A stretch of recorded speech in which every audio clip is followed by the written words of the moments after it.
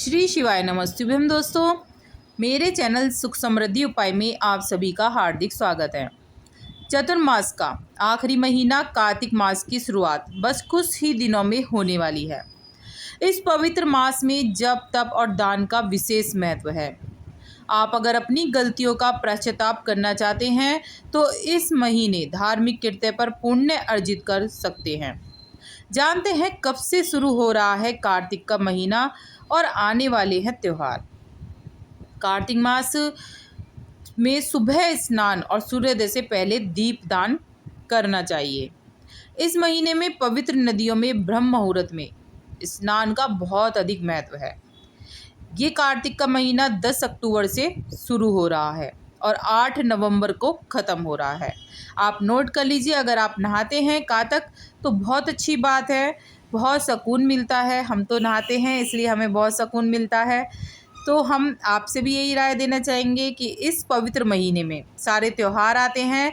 सबसे अच्छी बात होती है ब्रह्म मुहूर्त में उठकर पूजा पाठ कर लेते हैं हम, और उसका विशेष फल मिलता है क्योंकि लक्ष्मी जी का आगमन भी इसी महीने में ही होता है। और जब वे देखती हैं कि ब्रह्म मुहूर्त में पूजा हो रही है जिस घर में, वहीं पर ही वो प्रवेश करती हैं। इस महीने में पवित्र नदियों में ब्रह्म मुहूर्त में स्नान का बहुत अधिक महत्व है। इसी मास में चतुर्मास का समापन होता है। इस महीने की एकादशी को देव उठानी एकादशी कहते हैं। इस दिन भगवान विष्णु 4 महीने की निद्रा के बाद उठते हैं और उसके बाद मांगलिक कार्य शुरू हो जाते हैं। इस पवित्र मास को हिंदू धर्म में बहुत अधिक महत्व दिया गया है। इस मास में समस्त देवताओं की पूजा का विधान है। साथ ही सूर्योदय से पहले उठकर कार्तिक मास में पीपल, आंवला, सूर्य और तुलसी की पूजा की जाती है। हिंदू धर्म में पौराणिक और प्राचीन ग्रंथों में विशेष महत्व है इस महीने का। जो मनुष्य कार्तिक मास के व्रत कर लेता है, तप करता है, उसे मोक्ष की प्राप्ति होती है।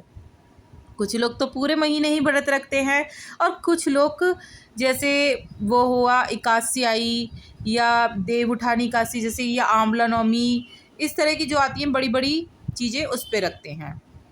तो वो आपकी इच्छा के अनुसार है आप किस तरह से व्रत रखते हैं। उसके अनुसार जो मनुष्य कार्तिक मास में व्रत कर लेता है इन चीज़ों का, तो मोक्ष की प्राप्ति जरूरी होती है उसे। पुराणों में कहा गया है कि भगवान नारायण ने ब्रह्मा को और ब्रह्मा ने नारद को और नारद ने महाराज पृथु को कार्तिक मास के सर्वगुण संपन्न महात्म के संदर्भ में बताया है। इस बार 10 अक्टूबर 2022 में कार्तिक का महीना शुरू हो रहा है। पंचांग के अनुसार 8वां मास कार्तिक मास है जो पापों का नाश करने वाला है। तो आप, बहुत ही उचित महीना है पूजा पाठ का अगर आप करते हैं। तो मैं भी अपनी वीडियो डालती रहूँगी अपने कार्तिक मास के स्नान की। तो आपको अच्छा लगे तो ज़रूर बताइएगा कि आप भी नहाते हैं नहीं नहाते हैं, कमेंट बॉक्स में लिखिएगा। अच्छा लगता है आप कमेंट करते हैं, अपनापन सा लगता है कि आप नहाते हैं या नहीं नहाते हैं। आपसे बात करना अच्छा लगता है, तो कमेंट में प्लीज़ थोड़ा सा रिप्लाई दिया करो कि आप कार्तिक नहाते हो या नहीं नहाते हो।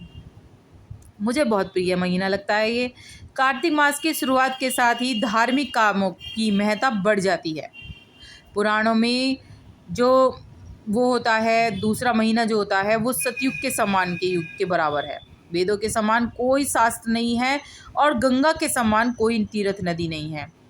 इसी समय सभी देवताओं ने भगवान विष्णु तीर्थों में बद्री नारायण को सबसे श्रेष्ठ माना गया है, इसलिए इस पवित्र मास का महत्व बढ़ जाता है।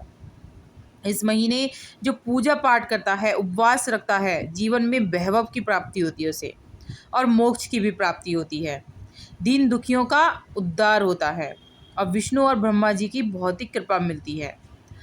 जितनी भी रोगी हैं वो रोग से मुक्त हो जाते हैं। बहुत ही श्रेष्ठ महीना है और कार्तिक का महात्म जरूर सुनिए आप, बहुत अच्छा है। एक महात्म जैसे अध्याय होते हैं उसमें एक एक महात्म आप रोज कहिए तो बहुत ही पुण्य की प्राप्ति होगी। और मैं कार्तिक की कहानियाँ भी डालूँगी, आप उसे भी देखना। कार्तिक मास में दीपदान और दान करने का बहुत ही महत्व है। दीपदान, मंदिर में दीपदान करिए, तुलसी के नीचे करिए, पीपल के नीचे करिए, बहुत बहुत विशेष फल मिलता है इस महीने में। मतलब इस महीने की पूजा पाठ अगर आपने अच्छी तरह से कर ली ना, तो समझ लीजिए आपने पूरे साल की पूजा अच्छी तरह से कर ली। इस महीने अक्षय नवमी, तुलसी विवाह, एकादशी, कार्तिक पूर्णिमा, ये सब चीज़ें आती हैं और विशेष महत्व है इन चीज़ों का। मंदिरों में दान करिए, आंवले पर जरूर दीपदान करिए।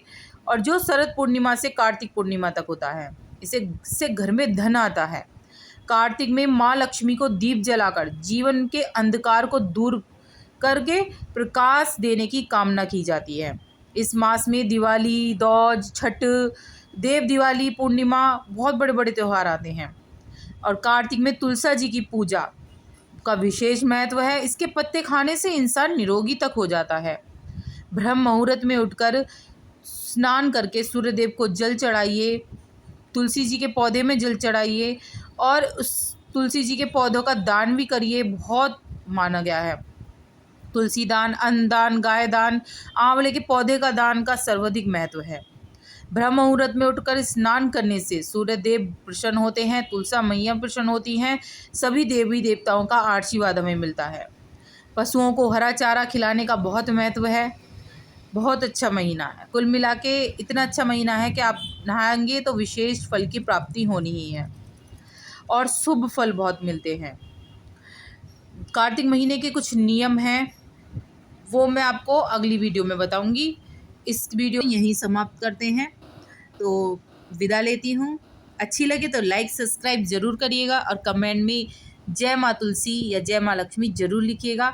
और आपको कुछ और वीडियो चाहिए किसी अलग संबंध से या इसी कार्तिक मास की, तो आप मुझे कमेंट बॉक्स में ज़रूर लिखें। तो थैंक यू।